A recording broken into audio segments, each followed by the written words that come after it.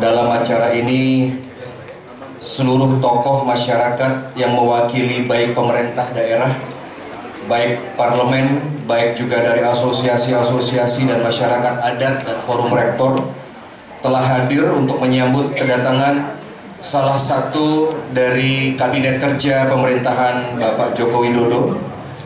Dan saya ucapkan selamat datang di kantor DPD RI terkait pada hari ini adanya aspirasi dari masyarakat dagang khususnya di daerah pariwisata untuk adanya yang namanya peraturan Menteri Dalam Negeri nomor 6 tahun 2015 tentang minuman beralkohol, jadi kontrol dan juga distribusi. Beliau akan menjelaskan.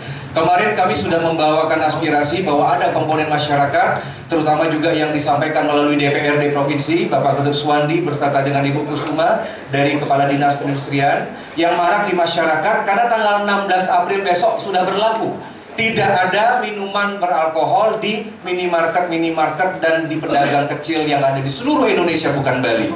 Waktu itu Bali meminta pengecualian, makanya kita akan minta nanti apa latar belakang di balik Bapak Menteri tetap kekeh, tetap gagah berani untuk mempertahankan peraturan ini. Saya sudah mendapatkan jawabannya dan mungkin beliau akan menyampaikan di hadapan masyarakat, dan saya harap setelah dengan penjelasan beliau di Bali bisa mengerti dan solusinya sangat baik sekali. Dan saya tidak menyangka bahwa seorang Menteri Perdagangan yang selama ini mungkin di image masyarakat adalah yang neolib, yang kapitalisme, tetapi ketika saya diajak bicara di kantor beliau, saya tidak menyangka bahwa salah satu latar belakang untuk keluarnya Permendag ini adalah untuk masalah menyelamatkan generasi muda dan kesehatan. Beliau akan nantinya menjelaskan. Yang kedua, yang menggembirakan, seharusnya sebagai Menteri Perdagangan, ini mungkin untuk para petani yang hadir dan kaum marhen, jika seandainya Menteri Perdagangan mau impor beras, impor gula, apapun lain sebagainya, itu mau saja dibuka keran impor, Indonesia akan stabil. Tetapi satu hal yang saya dapat dari beliau tetap dengan tegas itu menolak yang namanya beberapa kebijakan terutama dalam impor dari bahan baku. Untuk target sebelum 2019 kita adalah untuk swasembada dan menghargai hasil dari pertanian. Belum pernah ada Menteri Perdagangan berbicara idealisme tentang seperti ini, dan kita dukung Bapak. Hari ini ada tiga mungkin. Pertama tentang masalah minuman beralkohol. Saya perhatikan, coba Bapak dan Ibu kalau pergi kesempatan ke luar negeri, ke Singapura saja, Bapak dan Ibu ke Malaysia saja, ke Thailand. Saya berapa kali saya lihat gimana SDM kita ya, kesantunan masih dimiliki, budi pekerti masih dimiliki oleh mereka, dalam berbicara mereka dalam bahasa yang santun, yang baik. Kita tidak demikian. Kalau baca SMS, baca Twitter dan lain sebagainya, semua asal berkomentar, asal saja apa yang disampaikan semaunya. Tidakkah kita berpikir ke sana? Ditambah anak muda yang kita sekarang ini yang sudah kebablasan terlampau keterbukaan, minum beralkohol itu ikut mempengaruhi. Saya juga pernah muda, tapi untuk saya tidak minum alkohol dan tidak merokok. Ya. Kalau orang sudah minum, biasanya kalau masih muda umur 17 atau 15 baru lulus SMP, semua biasa anak-anak itu kan mencari identitas. Sebagai saya ini sudah dewasa, saya juga pernah mengalami hal itu. Tapi keprihatinan yang ada sekarang ini adalah, kalau berbicara sumber daya manusia, pertarungan, karena saya katakan kunci sukses adalah sumber daya manusia. Kalau kita tidak bangun SDM kita, generasi muda kita sekarang ini, percaya sama saya, dan mudah-mudahan saya salah, kita hanya jadi penonton. Kita akan tidak pernah menjadi tuan rumah di negara kita sendiri. Banyak sekali kalau kita tanya, oh saya sudah umur 50 udah tua, itu sudah merupakan satu daya saingnya lemah. Kenapa daya saingnya lemah? Daya juangnya lemah? Karena daya tahan tubuhnya sudah lemah. Karena sebelum masa usia dewasanya dia bisa minum alkohol di masa kecil dia sudah minum, itu sudah mempengaruhi daya tahan tubuhnya. Akhirnya mempengaruhi daya juangnya sendiri. Kalau daya juangnya sudah turun, dia tidak akan punya semangat fighternya, masih kurang. Kecuali fighter berat di jalanan yang masih dimilikinya. Tapi fighter dalam berjuang, membuat nilai tambah, membuat masa depan, dia sudah tidak punya. Akan berkurang semuanya. Ini sebetulnya salah satu yang kenapa minuman beralkohol itu harus dibatasi. Memang ada kerugian bagi industrinya, tapi berapa kerugian negara Republik Indonesia kalau kita, generasi muda kita tidak bisa mampu bertarung di masa depan? Itu pasti. Membatasi gerak daripada para pedagang, tapi budaya bangsa, martabat kemana kita ini mau kemana sebetulnya? Saya kalau hanya untuk mengamankan ini, saya buka aja, saya kasih izin, aman, saya nggak dikritik orang. Tapi sumpah jabatan saya tidak bisa begitu.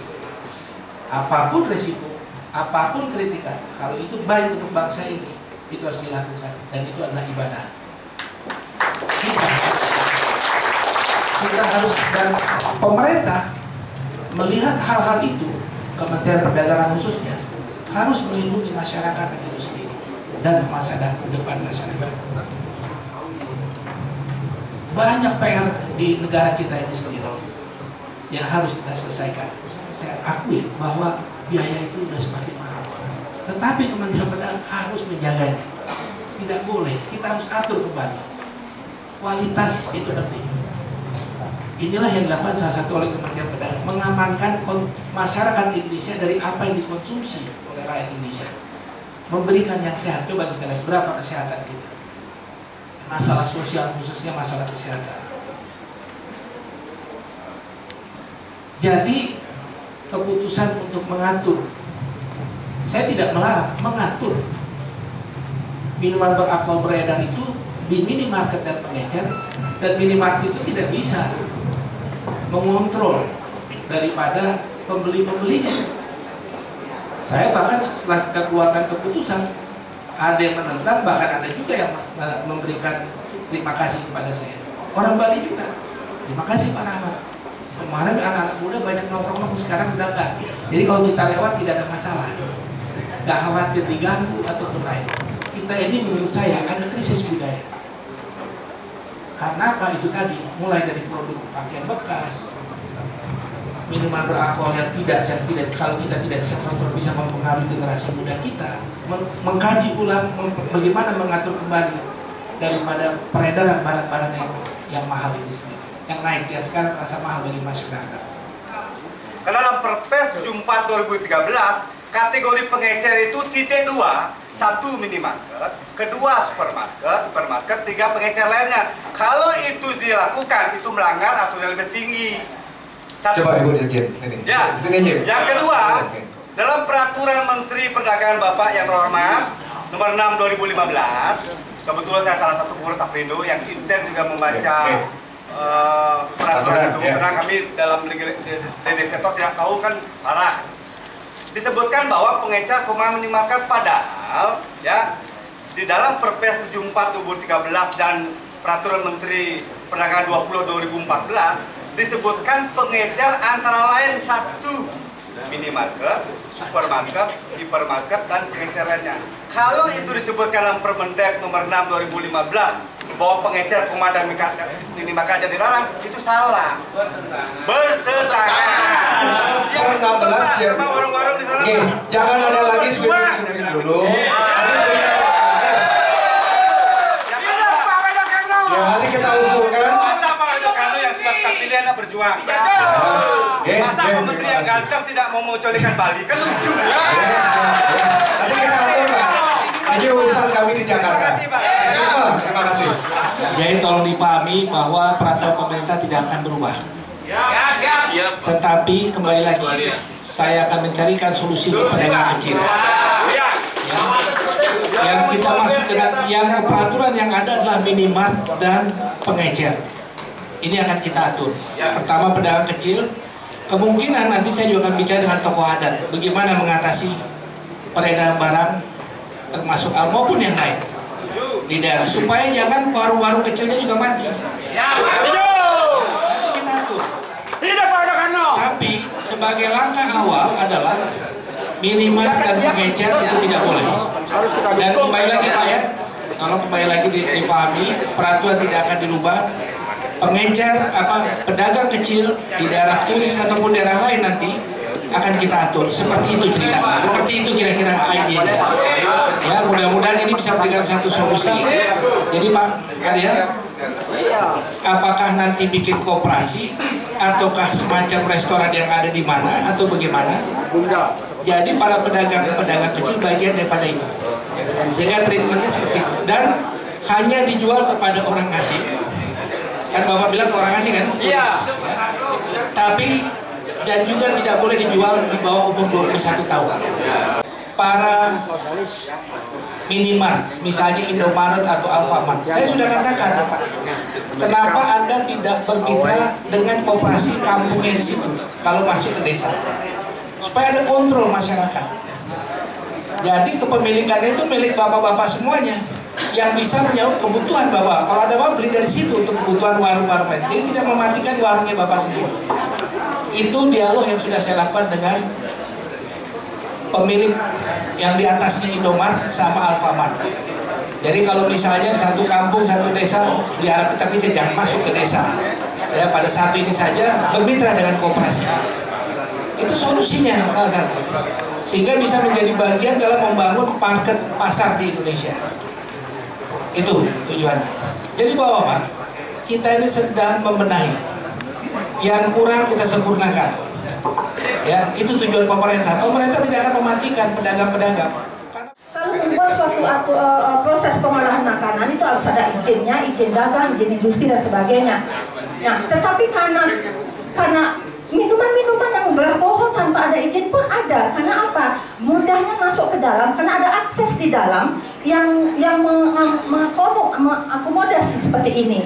Itu yang membuat saya sebagai akademis ke lapangan seperti apa? Mereka tidak ada izin-izin, tetapi mereka menghimbau ke sana. Baik minuman keras yang dibuat home industry maupun makan-makanan yang mereka di hotel itu dia mempunyai teman-teman yang bisa masuk ke situ. Dan kita di bawah petani maupun pedagang-pedagang kecil yang sangat sekali tidak melihat peluang-peluang seperti itu akan terputus. Jadi harapan kami dari akademis ada sesuatu triple angel yang jelas bahwa di mana akademis berpeluang di situ untuk memberikan satu masukan seperti apa makanan atau minuman yang bisa diedarkan. Kemudian ada satu payung yang jelas di pemerintahan. Kemudian ada satu payung yang jelas juga di mana masyarakat dan usaha bergerak. Jadi triple angel antara akademis, pelaku usaha dan pemerintah berjalan sinergis. Saya sudah mendengar aspirasi bapak-bapak dan ibu-ibu,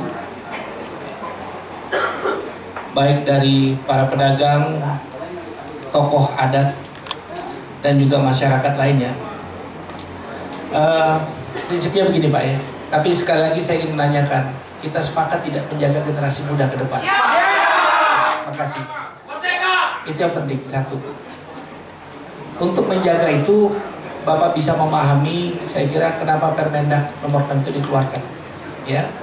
Tetapi, ya, setelah saya mendengar aspirasi dari bapak-bapak dan ibu-ibu khususnya para pedagang, saya pun juga menghormati para pedagang punya keinginannya, ya. Oleh karena itu kita akan carikan solusinya, Pak. Ya, untuk para pedagang-pedagang yang berdagang di daerah daerah wisata yang ada turis asingnya, kita buat sistemnya nanti, kita atur sistemnya. Ya. Nah ini kita tidak bicara pengecualian Pak, tapi kita bicara sistem sekarang. Ya, kita akan atur sistemnya. Jadi kalau Bapak jual langsung kepada konsumen, dikonsumsi di tempat itu, ya, itu saya akan sedang mencoba membuat satu peraturan khususnya, ya, Misalnya bapak-bapak dan ibu, misalnya di daerah Kuta atau di Sanur. Tapi nanti coba kasihkan idea, lengkapin ke saya, karena saya udah lama nggak ke Kuta dan ke Sanur. Ya. Apakah bapak dan ibu membuat semacam kooperasinya? Nanti bapak-bapak menjadi anggota yang menjual langsung itu. Jadi bapak sebagai semacam restoran ya, kooperasi itu semacam menjual langsung. Itu solusinya. Jadi tidak dimatikan, tetap. Sehingga bapak bertindak seperti restoran. Kalau kooperasi kan bapak punya semuanya, akan lebih baik buat bapak dan ibu. Kan? Iya kan? Jadi itu salah satu solusinya. Karena saya kalau dengar tokoh adat tadi menyampaikan, saya percaya pasti Bali luar biasa. Saya percaya itu akan menjaga nilai-nilai itu sendiri. Ya. Jadi bukan pengecualian Pak ya, sistemnya akan kita atur supaya bapak-bapak para pedagang bisa terus berdagang, karena memang kalau tulis kita harus layani. Kan mereka perlu ada minum berhak, kita layani. Ya. Tapi pedagang kecil ini nanti bapak ada penunjukan langsung kooperasinya, ini boleh dengan lokasi di daerah sini, dan saya minta tentunya tidak menjual di bawah umur 21 tahun. Jadi hanya untuk tulis kalau di atas 21 tahun, tanyain KTP-nya. Apakah Anda sudah masih 21 atau di bawah? Ini untuk kepentingan tulis ya. Kan Bapak tadi bilang tulis kan? Jadi saya akan mencoba melihat kembali peraturannya untuk memberikan kesempatan untuk menjaga para pedagang. Nggak, maksud saya begini Pak, saya tidak ingin peraturan itu seolah-olah di sini ada khusus, di sana ada khusus lagi. Padahal di sana tidak butuh seperti ini karena kondisi berbeda. Bisa paham kan? Dari pemerintah punya pemikiran. Tapi pemerintah akan mencarikan solusi. Seperti salah satu ide-nya adalah solusinya seperti itu. Nanti dengan Pemda, nanti saya punya Dispendak akan segera dialog. Asal bahwa punya komitmen seperti itu. Oh, nanti kita kasih tahu. Nanti saya ditangkap polisi. Bapak, tolong Bapak sabar. Kita ini sedang membahas mencari solusi. Jangan nanti timbulkan persoalan, kok ini begini, nanti begini bagaimana? Nah, itu kita diskusikan nanti. Di sini ada Pak Ari yang nanti bisa menjembatani komunikasinya. Iya kan? Percayakan Pak kepada pemerintah. Pasti pemerintah tidak ingin bahwa Bapak dan Ibu tuh dagangannya habis gara-gara itu. Tapi pertanyaan saya pertama adalah, kita sepakat tidak menjaga generasi muda ke depan. Ya? Nah, tinggal dagangannya kita atur caranya. Yang tidak merugikan, bahkan memberikan value untuk bapak-bapak lagi. Misalnya buat koperasi Sanur, buat koperasi ini. Jadi penyaluran minuman beralkohol itu akan kelihatan kemana disalurkan dan bapak-bapak ibu bertanggung jawab. Cocok nggak itu? Cocok kita Pak ya? Cocok sekali Pak, 100% cocok. Jadi, tapi untuk tulis Pak ya? Ya Pak. Dan jangan jual di anak-anak di bawah umur 21 tahun. Ya Pak. Dan wajib menanyakan KTP-nya.